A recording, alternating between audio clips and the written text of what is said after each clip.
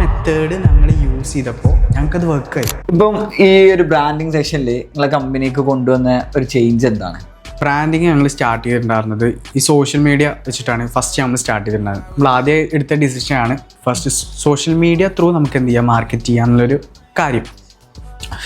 അതിൽ തന്നെ നമ്മൾ ആദ്യം ചെയ്തതെന്ന് വെച്ചാൽ ഈ ഒരു പ്രസൻറ്റേഷൻ ടൈപ്പ് ഓഫ് വീഡിയോസ് ഉണ്ടല്ലോ, അതായത് നിന്ന് ഒരു ഇൻഫർമേഷൻ പാസ് ചെയ്യാന്നുള്ള രീതിക്കുള്ള അത് ചെയ്ത സമയത്ത് നമുക്ക് തീരെ റീച്ചും കാര്യങ്ങളൊന്നും ഉണ്ടായിരുന്നില്ല. നമ്മുടെ ഫാമിലിയിൽ നിന്നും ഫ്രണ്ട്സിൽ നിന്നും മാത്രമേ നമുക്ക് റീച്ചും കാര്യങ്ങളൊക്കെ ഉണ്ടായിരുന്നത്.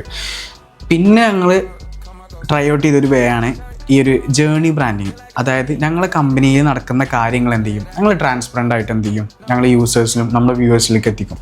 അതായത് ആസ് എ ഫെഡ്ജിക്സ് എന്നുള്ള ഞങ്ങളുടെ കമ്പനി റൺ ചെയ്യുന്നത് എങ്ങനെ, നമ്മൾ ഈ കമ്പനിയുടെ യൂസ് ചെയ്യുന്ന മെത്തേഡ്സ് എന്തൊക്കെയാണ്, എങ്ങനെ നമ്മളൊരു പ്രൊജക്റ്റ് വന്നാൽ ആ പ്രൊജക്റ്റ് നമ്മൾ എങ്ങനെ മാനേജ് ചെയ്യുന്നു. അപ്പോൾ ഈ ഒരു കാര്യങ്ങളൊക്കെ യൂസേഴ്സ് കേൾക്കുന്ന സമയത്ത് എന്താണ്, അവർക്ക് അവിടെ ഒരു ട്രസ്റ്റ് ബിൽഡ് ആവുകയാണ്. കാരണം എന്താണെന്ന് വെച്ചാൽ ഇപ്പോൾ യൂസേഴ്സിന് കേൾക്കാൻ ഇൻട്രസ്റ്റ് എങ്ങനെയാണെന്ന് വെച്ചാൽ സ്റ്റോറി ടെല്ലിംഗ് ആണ്.